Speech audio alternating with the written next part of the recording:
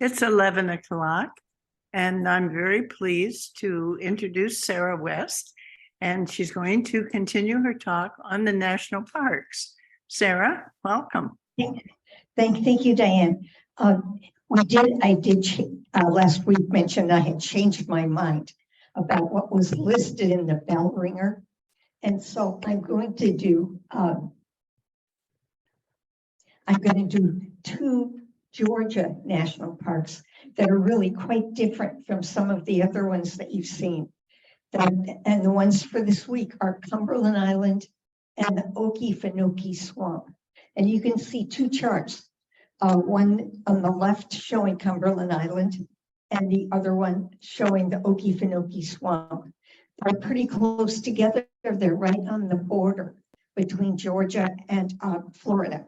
And the Okefenokee, you can see, is the source of two rivers, one being the Suwannee River that flows to the west of Florida, and the other one being the St. Mary's River that is part of the boundary between Florida and Georgia, and it flows into the Atlantic. So let's start.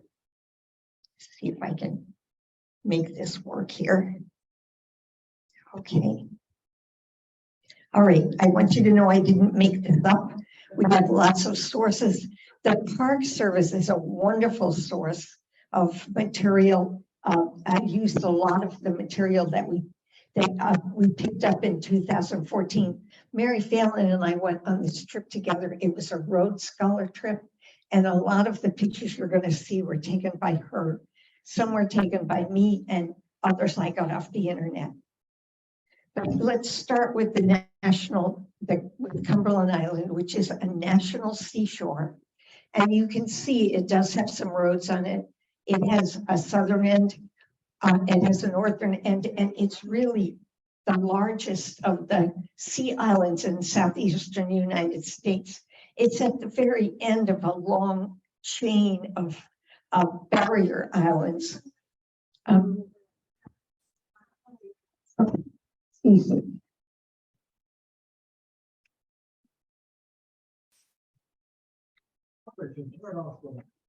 Yeah.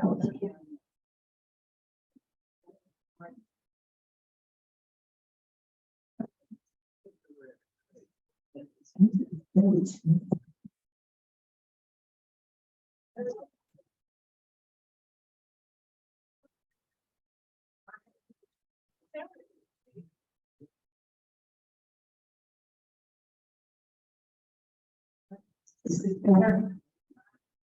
Okay, I can take it off. Okay, can't change it. I'm going to bring it up there. Okay. Hold your ears if it's still too loud. Okay.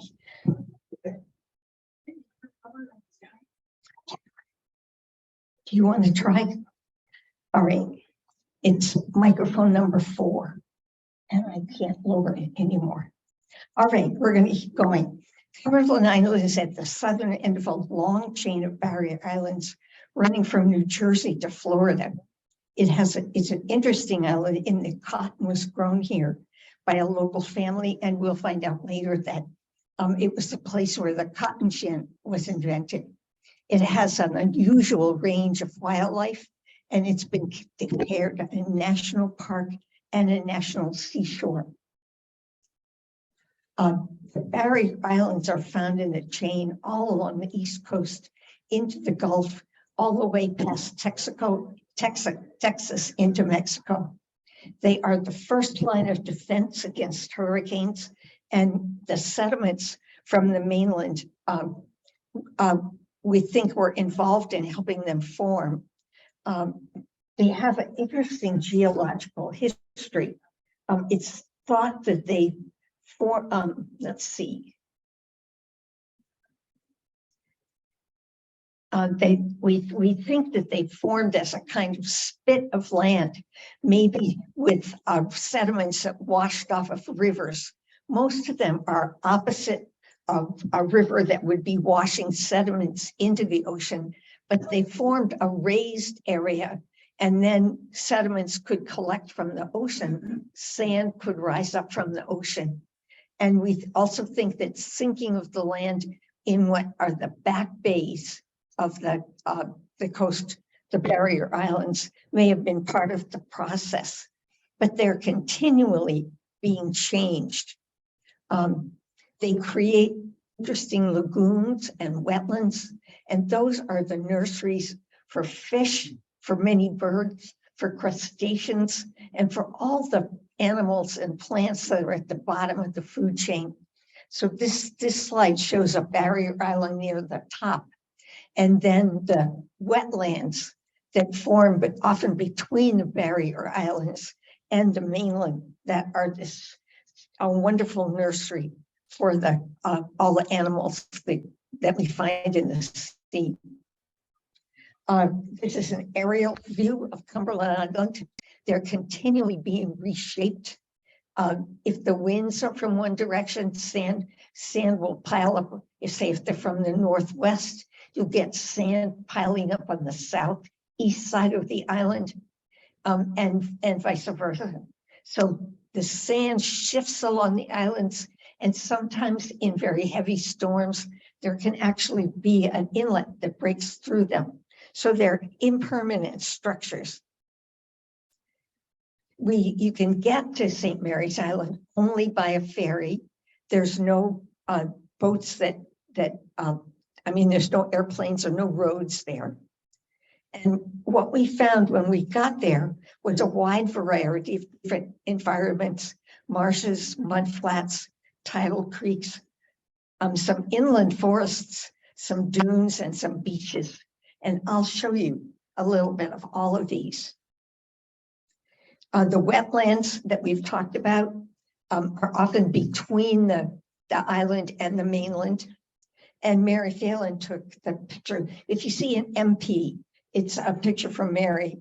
Some of them are from me, and the others, a number of them are from the internet. But we find all kinds of life in there, including turtles. Sand dunes are a very important environment. They need three things to form. They need a lot of loose sand in the area and not a whole lot of vegetation. Let's see if I can move this picture out of the way. They're usually on the coast or in a dried up river, lake, or seabed. That's where the sand comes from. You need wind to move the sand, and you need some kind of obstacle that can stop the sand from moving so that it piles up. And the stuff I read said it could be as small as a rock, a big rock, or as big as trees or a single tree. And the picture below shows the way we got out on the sand dunes on Cumberland Island. And the next picture is a picture of the sand dunes. Okay, we're stuck again. Here we go. The dunes can be stabilized by grasses and other plants, but they're plants that can grow in sand, and most of them are grasses. They also have to get along with relatively little water. It always interests me how you get ripples in the sand. And I think we've talked about this before, but the size of the grains of sediments determine how readily they move. And the smaller, the finer grains in the wind will move further than the coarser grains. So you have a kind of settling out in the trough of these. You find the coarser grains of sand, and the finer grains of sand will form the crests of the ripples. And they're beautiful. The maritime forest on Cumberland Island has kind of stunted oak trees. They're live oak, they're small live oaks, but they are subjected to a lot of wind and sometimes salt spray. And then the dominant plant there is the one that you can see in green. It's a palmetto plant. But there are also inland forests, which are much larger live oaks, and they're covered with Spanish moss that hangs down. And I thought that was an interesting plant to talk about. So what I found was that Spanish moss is not a moss, and it's not Spanish. It's a bromeliad plant, and it's related to pineapples and succulent houseplants. Now, the way it got its name is kind of interesting because the French and the Spanish struggled over this island for quite a time, and they seemed to be in an insulting each other contest. And the Spanish called it French beard, and the French called it Spanish beard. Well, the French eventually drove the Spanish off the island. So Spanish beard stuck around, and that was eventually changed to Spanish moss. But the Indians that lived there had their own name. They called it Itla Okla, which meant tree hair. And it grows best in tropical swamplands. The next picture shows, yeah. And it thrives on rain and fog, and it particularly likes airborne dust. It gets its nutrients from the air. It's called an epiphyte. It doesn't take any nutrients from the trees that it grows on. Its surface is actually covered with tiny scales, which you can see in the lower middle picture. And those scales can hold water. They can hold water over a period of time and get through a period of dryness. And when they're loaded with water, the Spanish moss will look more greenish. And then when it dries out, it'll look grayish. And the Spanish moss I see on the left here, I think probably has some water in it because some of the filaments are green, but others are very gray. But it can last through a drought. It also forms little flowers that you see on the right. Those are hard to find. Most of the time it propagates by just dropping pieces of Spanish moss off on the ground or having a stuff blow so it hits another plant. But it can form seeds, and the seeds look a little like dandelion seeds, and they come from these fairly infrequent flowers that you can see on the picture on the right. But I thought it was interesting to learn about that. There's a lot of wildlife on the island, on Cumberland Island. Some of it's albino. There's an albino deer there. There's an albino stallion. There are fantastic birds, including the pileated woodpecker. There are pelicans, and there are armadillos, which you can see in the lower right picture. That's in front of a ruin that we'll be talking about shortly. Okay. There are a lot of feral horses on this island. Once they were domesticated, but they were let loose and they reverted to the wild state, and they survived without any help from human beings. And so here's the account of how they got there. You know, the horses on Chincoteague Island apparently are related by their DNA to Spanish horses. These were much more domesticated horses. But there was a battle in 1742 between the Spanish and the English over a fort on the north end. And there were 50 or 60 horses there. And later, landowners brought about 200 domestic horses and mules that they kept as free-ranging livestock. And after the Civil War, most of the horses were removed from the islands, but some of them may have stayed there. Now, the dominant family in Cumberland Island history is the Carnegie family, and they had a huge estate. They brought horses for pulling carriages, riding, hunting. They had over 50 horses stabled at their estate, which was called Gungeness. And by the 1960s, they were managing horses as free-ranging livestock. And by 72, they had become feral on the island, and the island was much less populated.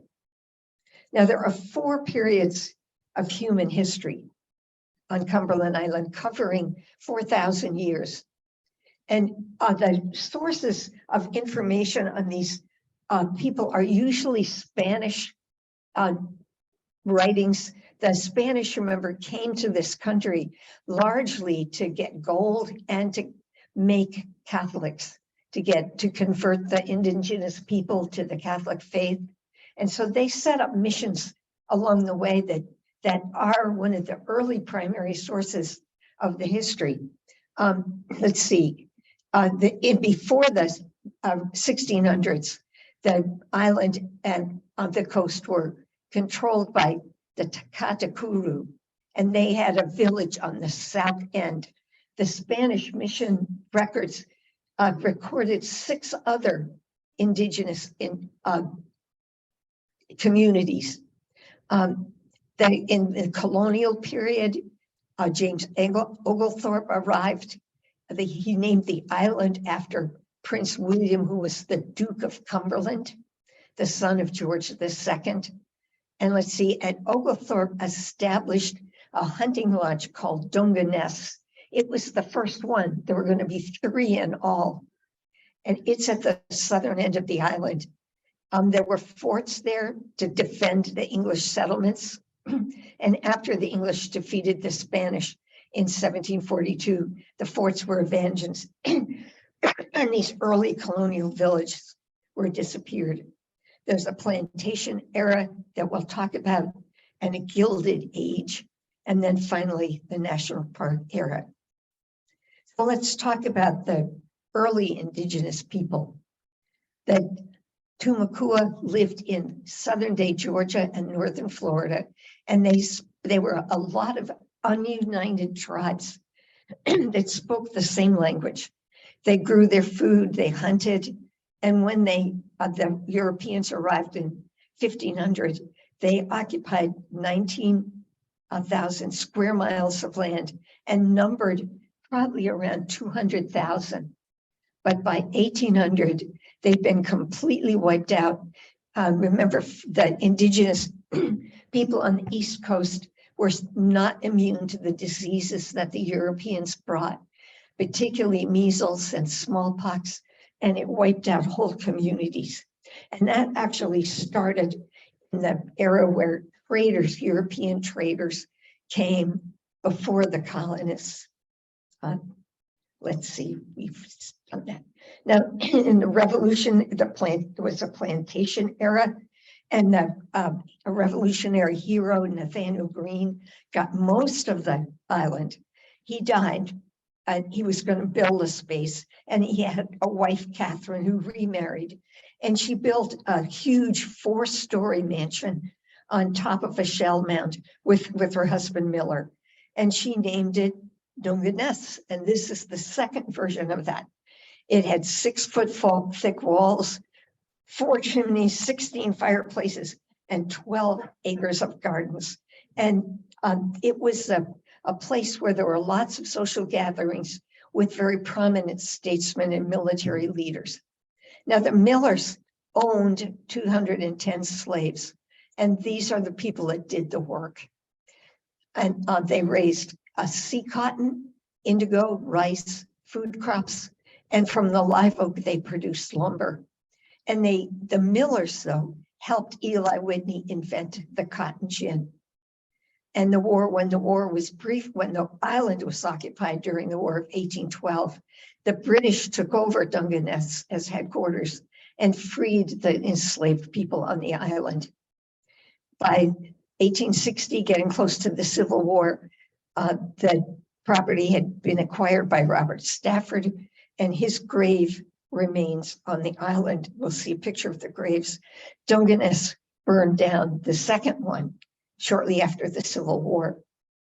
But then we have a Gilded Age Dungeness, and let's see if I can find my information on that, because there's some interesting stuff to say. Let's see, around 1880, Thomas Carnegie, who was the brother of Andrew Carnegie, and his wife Lucy bought land, a lot of it, on Cumberland Island as a kind of retreat for the winter. And they began building this mansion that you see on the site of the first 2 Dungenesses. And it was designed as a 59-room Scottish castle. Thomas never lived to see its completion, but Lucy and their 9 children lived there. They built pools, a golf course, and 40 smaller buildings. They housed 200 servants who worked in the mansion. And the last time Dungeness, that you see on the left, was used was for a 1929 wedding of a Carnegie daughter. After the Depression and the crash, where the Carnegies lost a lot of money, they left the island, but they kept the mansion. It had a caretaker. But in 1959, it burned. And you see the ruins that exist today on the right-hand side. It was believed to have been started by a poacher who'd been shot in the leg by a caretaker a few weeks earlier. And at one time, the Carnegies owned about 90% of the island. But here are some of the pictures of Dungeness and its ruins. And we as a group were taken there to see them. And also a picture of the Dungeness ruins from the air. Neither of us took that picture. But there was a lovely cemetery there that houses the remains of the people who lived on the Dungeness estates over a period of time.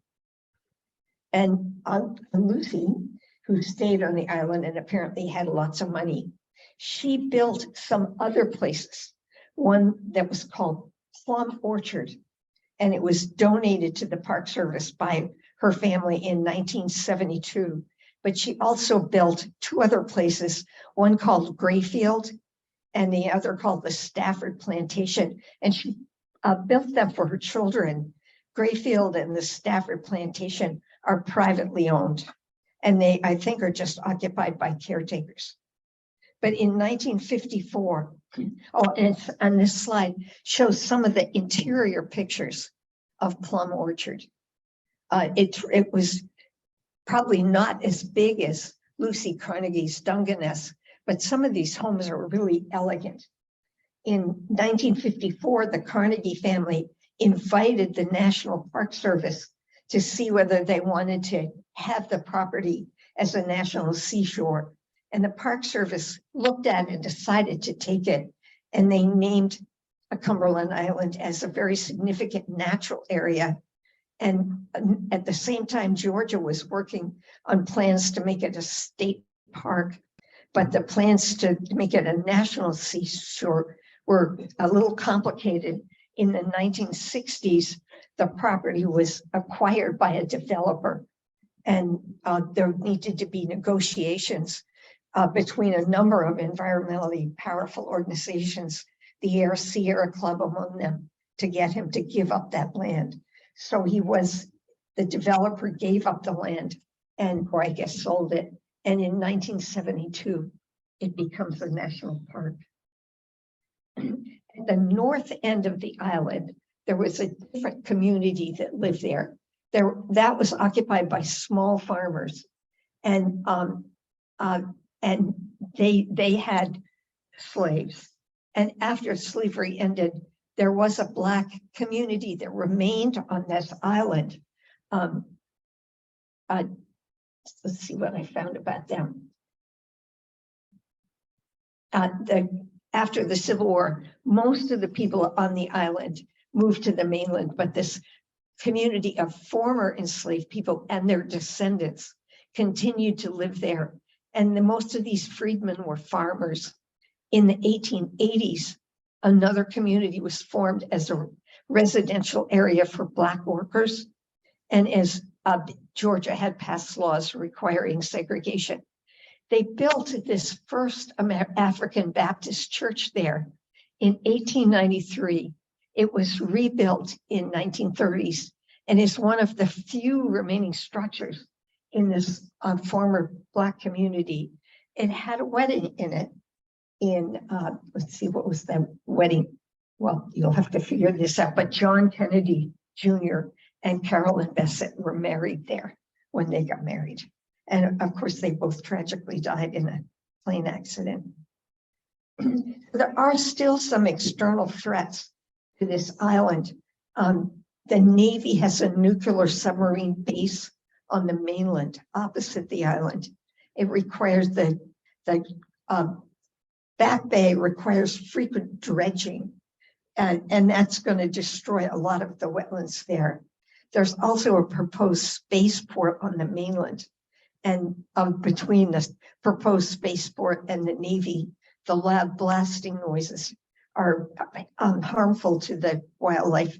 In this part of the Georgia coast, there have been found indigenous, there are very endangered right whales and many other forms of sea life. So this is on the downside, and Cumberland really needs to be protected more. And now I want to look, we'll go up onto the Georgia mainland and look as the second half of this program at the Okefenokee Swamp. And the Okefenokee name was in the Hitachi, the Hitchiti language, and it came from a word called bubbling water or trembling earth. So it reflects the indigenous people who lived there. It has about 400,000 acres of waterways and swamplands, and it's got some very interesting structures to it. It's in this swampland, the way the vegetation has filled in, this gives it masses of land that are pretty thick and float. And so what happens is there are these small islands floating in the swamp, and if you walk on them, they vibrate. So that was the source of the trembling land. So let's go into this. It was believed to have formed about 8,000 years ago. And the idea is that a sandy barrier island was trapped in a bay.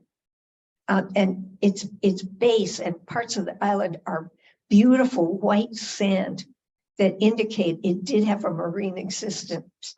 So this area, this swampland area, is trapped in a barrier island that's formed around it. And then the Atlantic coast retreats, it moves seaward. So there's more dry land between it and the ocean. And over time, the vegetation creates these floating islands in a very shallow lake. And we've talked before, I think, about the importance of wetlands for wildlife nurseries. Wetlands also, they purify the water that comes out of rivers because the water is very still and the sediments settle in them. So they're both important to water quality and to wildlife. And you can see an aerial picture of one of the lakes that I think is called Monkey Lake in the two there. But we went to a museum of interpretive displays, and that's Mary wrestling an alligator. But they had a dock there with a boat tour. Now, at one time in the 1880s and early 1900s, there were canals built in the swamp, and there was actually an attempt to drain it so they could cut down the trees better. We'll talk more about that later. But these canals allow tour boats access. And so we got in this tour boat that you can see, and we traveled up this canal and saw all kinds of wonderful wildlife, alligators, turtles, and I'll show some pictures of those shortly. But the Okefenokee Canal led its way into a lake called Monkey Lake. And Monkey Lake was shallow. It has hummocks and very small floating islands, lots of of water lilies. Mary took these pictures of the water snake in this area. I think the one on the right shows two snakes showing an interest in each other. There's water lilies there with sometimes white and yellow flowers. On the far right and the bottom, you can see a turtle living there. All kinds of insects. Mary took the one of the dragonfly that was on a brownish lily pad at that time, but very rich in beautiful wildlife. The alligators that we saw are at the very top of the food web. And you can see there, one of them's eating a turtle. There was a path we had to walk across, and it was occupied when we got there. There are 3 alligators. I don't know what convinced them to move, but they did leave and we did go across that bridge. But I was thinking, we are not the dominant species in this environment. But I'll talk a little bit about alligators. They nest there in mounds of peat and vegetation that have risen above the water level. Their nests often contain 20 to 40 eggs, and these are laid in June and July, and they hatch in August and September. The young stay with the mother for about 20 years. Now, she doesn't feed them. When they hatch, they're ready to eat on their own, but she protects them from predation. And the alligators are very important in keeping the channels open in the swamp, and they create spaces where fish and turtles and other plants and animals that need open water can live. And I thought you might like to see the difference between an alligator and a crocodile. The crocodile is on the right and the alligator's on the left. And you can see that crocodile has a rounder nose. The alligators is short, is more pointed. Excuse me, I've got it backwards. The crocodile has the V-shaped nose, and the alligator, which is on the left, has the rounded snout. Alligators are less aggressive, crocodiles more aggressive. Alligators are freshwater. Crocodiles can be in either brackish or saltwater, and the alligators don't have any salt glands, which help them regulate the salt. Crocodiles do. And you can see their locations, but they're very different. I think crocodiles can get to be bigger. There are 37 types of snakes. Some of them are poisonous, some of them not. I learned that the cottonmouth, which you see on the picture on the right, got its name because when it opens its mouth aggressively, it looks like it has cotton in its mouth. A great diversity of reptiles and amphibians. On the left, there's a little turtle there with a bluish shell called the Florida cooter, which is quite small and endangered. And then there are some anoles, and the picture of the little brown lizard on the brown background was one of Mary's. And then there are various kinds of amphibians, a toad that you can see in the lower picture. Wonderful birds. That's one of yours, Mary. That was an ibis, isn't it? Yeah. But they occupy the trees. 135 species of birds. And you can see pictures of them here. The ivory-billed woodpecker was a resident of the Okefenokee swamps. It's now extinct. It's been probably since the 1930s, but people kept looking for it. It wasn't scared enough of human beings. So it got killed off by people, but the pileated woodpecker that we have here is a very close relative of that ivory-billed, just not quite as big. Lots of wildlife, charming otters. There are wild boars that are probably they're probably feral from the time when there were swamper communities in the Okefenokee that kept hogs. Raccoons, bobcats, and the Florida bear, which we should be familiar with because we had one here once.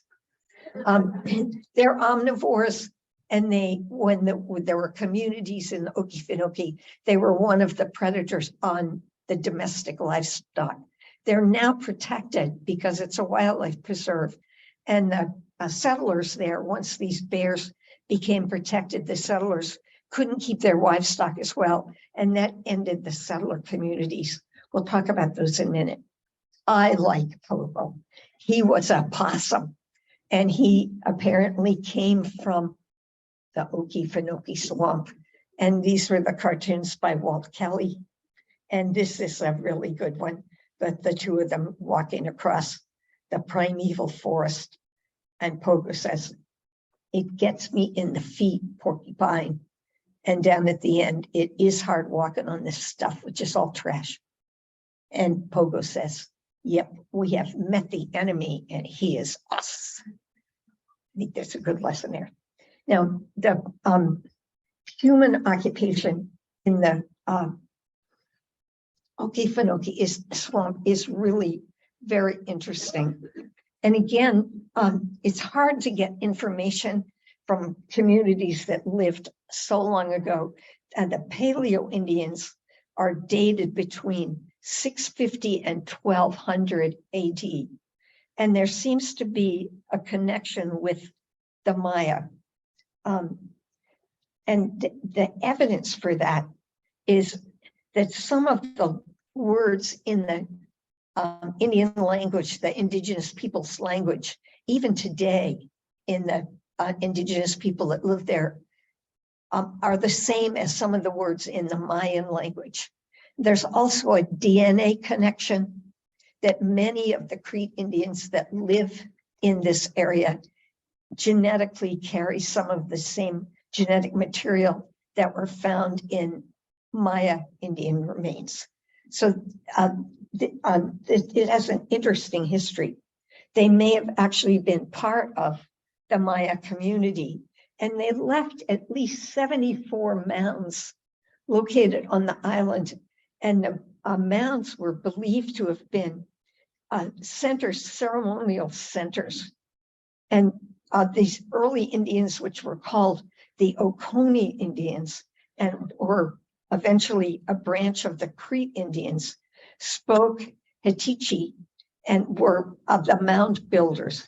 Now, some of these mounds were dated to be older than other mounds in Illinois that have been found from the same era. We think their name may have been born of water. Most of these Oconee lived in dispersed farms and hamlets, but the elite members of that society lived in palisaded compounds, and their mounds, but their ceremonial mounds, were public spaces. And these are some of the pictures that I was able to get that suggest that connection.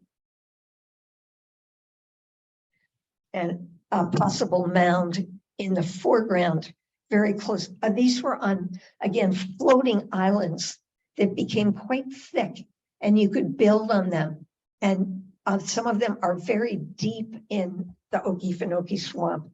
The part that we, there are lakes, a lot of lakes there, and these floating islands. Now, this was believed to be a remains of a Seminole homestead. There were a whole bunch of wars that occurred in the Okefenokee area. Some of them were among different Indian tribes or different indigenous tribes, and one tribe might run out another, and another tribe coming in later. And the history there really came from two people. Let's see, I'll give you their names. A guy named Michael Jacobs and another one, Richard Thornton, both of whom were connected to the indigenous people. And I could go through the list of wars, but I don't think that would be of great interest. There were a lot of them. In the 1840s, there was a band of Seminoles led by a fellow named Billy Bowlegs, and they hid out in the swamp. The Seminoles were really attacked a lot by the armies in the South during their time there, and they were eventually driven out. They may have housed runaway slaves and poor whites in their communities, but the Seminoles are interesting in that they, among all the indigenous tribes, they were the ones that never signed an agreement with the federal government to get, but they still were driven out and eventually ended up in Oklahoma. Now, starting about the time of the Civil War, there were a group of whites with largely British ancestry that moved into this area. And they became residents in the Okefenokee, and they were called the Swampers, overwhelmingly of English ancestry. There was a family, and we know a little bit about a couple of families. There was a family called Obadiah Barber family who lived for 35 years, and he outlived 3 wives, and he became a guide for the forces, the military forces that came in, and he was known as King of the Okefenokee. Now, I didn't open the right file here, but this is not the Obadiah Barber farmstead, but it's instead the Thomas Chesser farmstead. And we got a chance to visit there. And Mary took these pictures.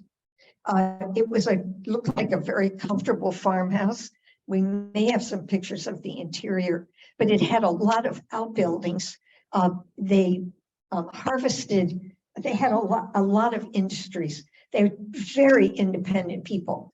I think Thomas Chesser built this house himself with the help of a carpenter that he employed for $150.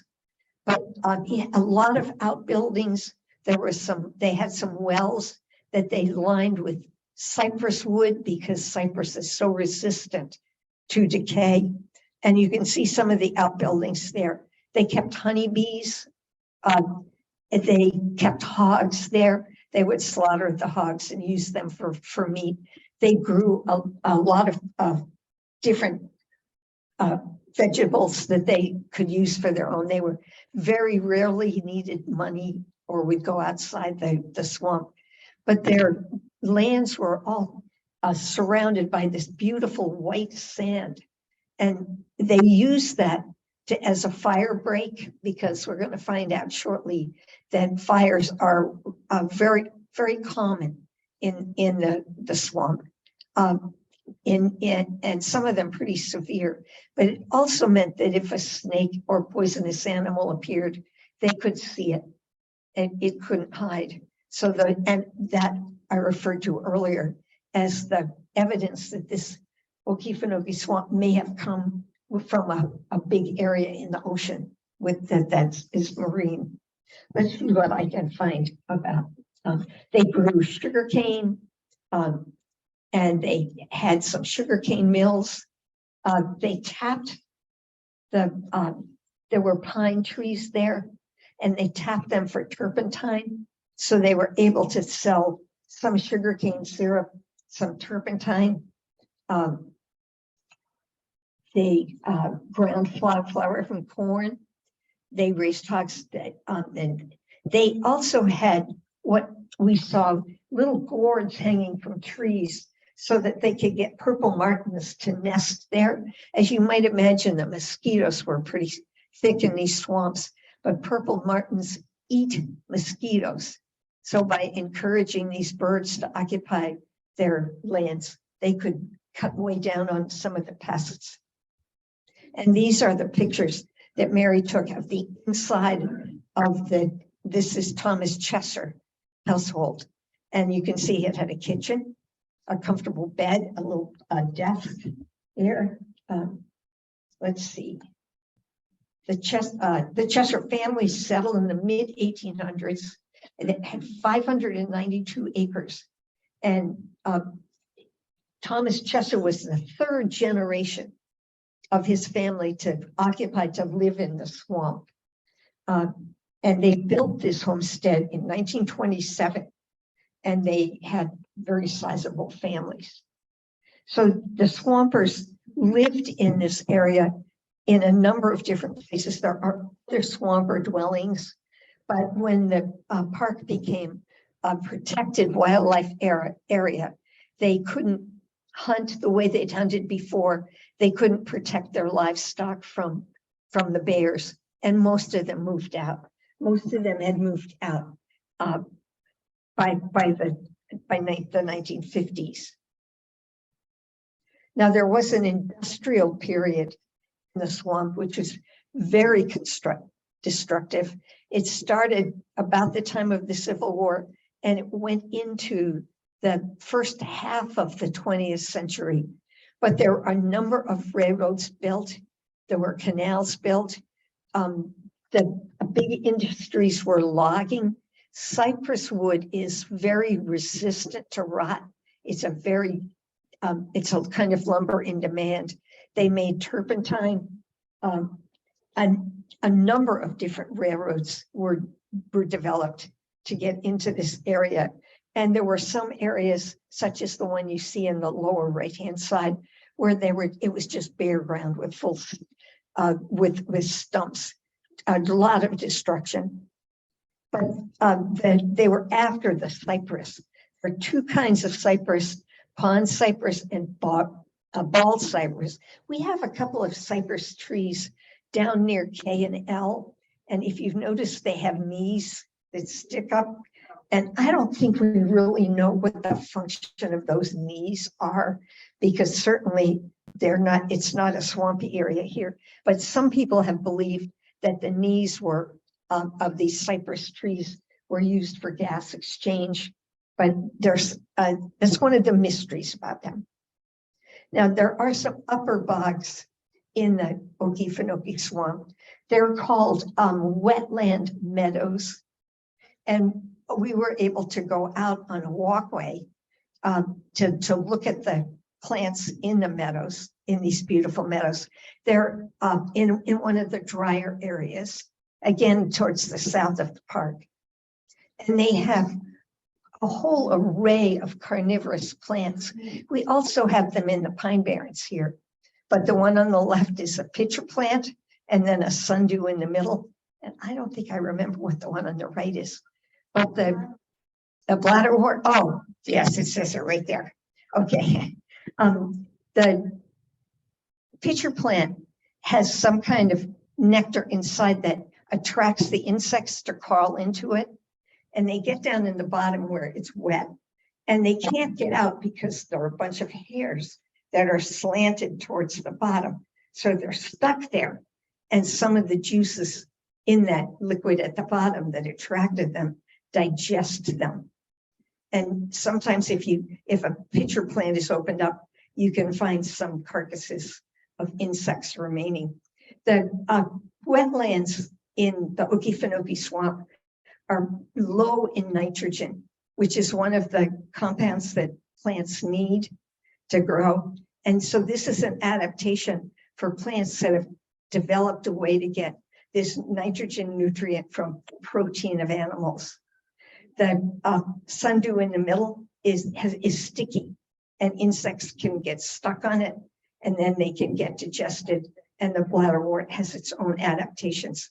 But these are interesting plants that we could see. Now, there are, in almost all places, cyclical forest fires that occur. And these are actually part of preserving the forest, of preventing succession.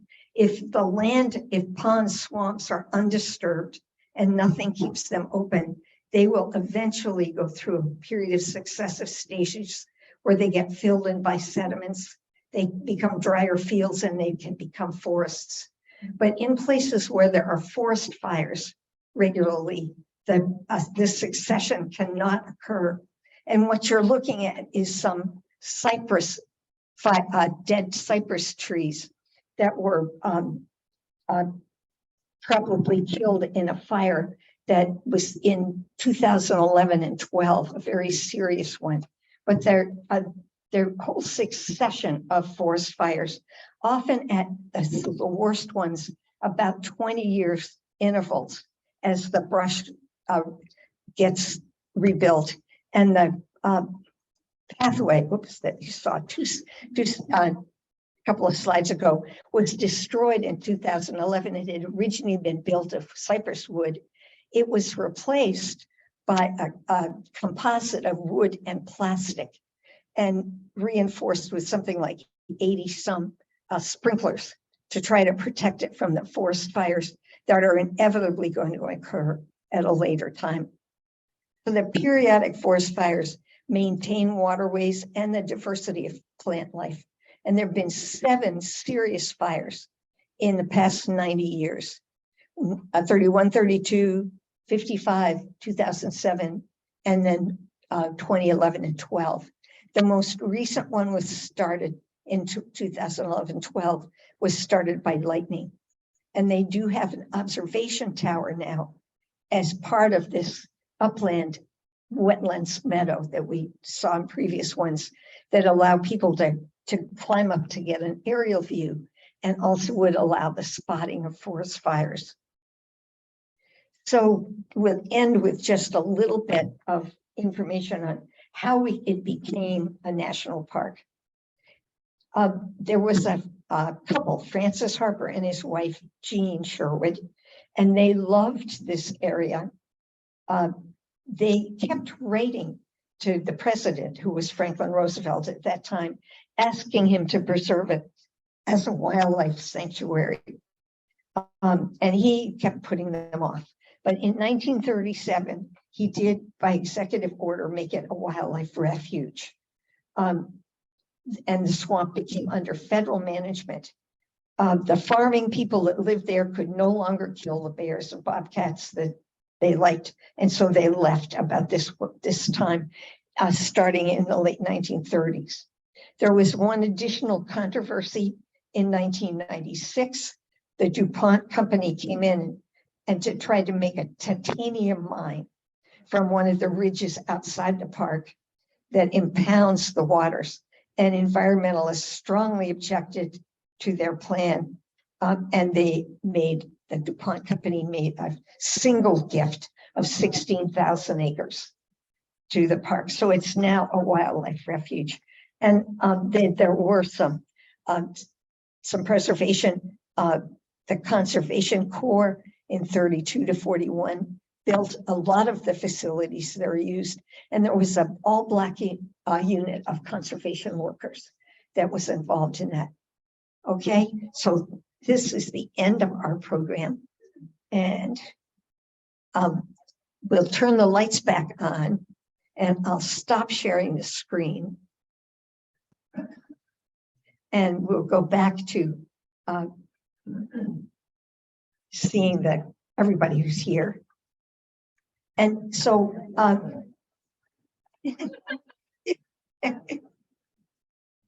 let's try again, okay? Try again to turn the lights on. Okay. All right. Okay. So Mary, could you distribute the microphones? Would anybody like to make a comment? Has anybody been there besides the two of us?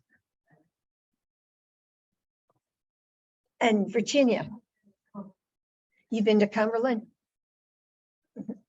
Both of them are interesting islands, interesting national park resources. They're quite different from all the ones we see in the Southwest. Then we'll talk a little bit about two of those places next week, the Painted Desert and the place where you have the petrified forest. Well, and we'll talk about those very different parks next week. Yeah. We were there in April. This one says RF new thought question mark. Okay. Or a short question. You said speed cotton. What is speed cotton? Speed cotton was a kind of cotton that was grown very near the ocean. Yeah. Which one? Was it? What number is it? It's number 3. All right. Yeah, I think it is. All right. And that's now. okay. So we had one person here who's been to Cumberland Island.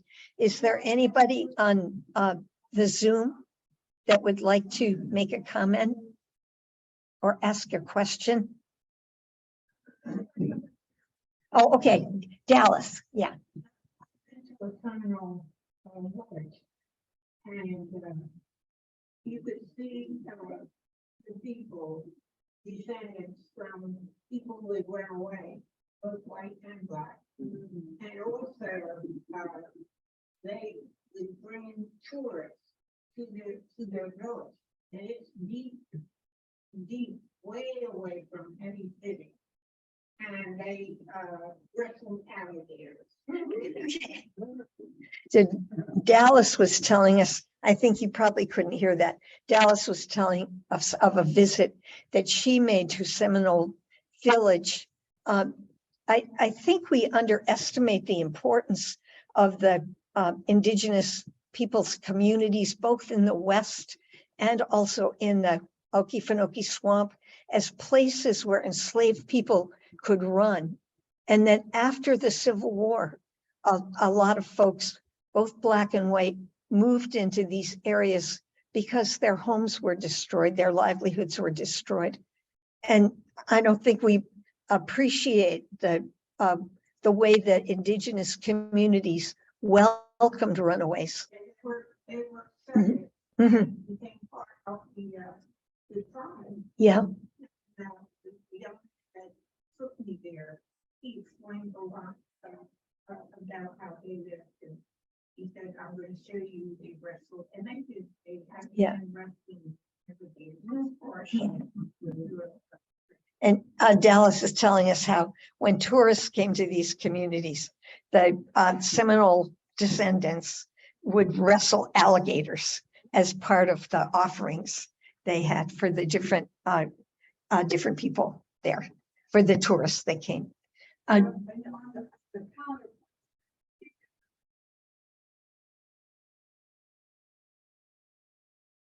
Yes, Hilton Head, Jekyll Island. Okay. Jekyll Island. Yeah. It's exclusive, very exclusive resort. Mhm. I don't know if it's still there now. Yeah. Yeah, that's so weird. We had a comment about the wealthy islands off of the coast of Georgia. Actually, the developer that came in to Cumberland Island was a developer who had worked on Hilton Head and Jekyll Island. And he had to be negotiated with to get the last donation of land on Cumberland Island. Yeah. So They still have Spanish, African, and they speak a patois for Mhm. Egypt. And, they also make these beautiful straw bags. Yeah, these are the Gullah communities. Yeah. There are other barrier islands along our southeast coast that have other very ancient communities. And Dallas, I think, was talking about the people who speak the Gullah language Yeah. and occupy. I don't know the name of the island they occupy. Do you? Anyway, I think barrier islands are one of the more fascinating parts of our country and interesting to hear about. Jim, would you like to make a comment? Jim Cochran. Just a quick comment, the cypress, the swamp cypress. The wood is hardly ever runs. Mhm. And they found a grove of cypress below the Gulf of Mexico. They're still standing and they're at least 3,000 years old. Yeah. It's important wood. It grows up in technically, it can't make seeds out there too far north. It can grow there. It can't Yeah. grow seeds. So Jim was telling us about cypress. Some of the down towards Mexico, the trees could be thousands of years old, but all the big ones have been removed in this country for lumber. We've really devastated them. So I think it's noon now, and I think we'll end our class. Thank you all for coming and Thank you, Sarah. participating today. Thank you. This is next best thing to being there. Okay, We'll look forward to right. next week. okay. Yep.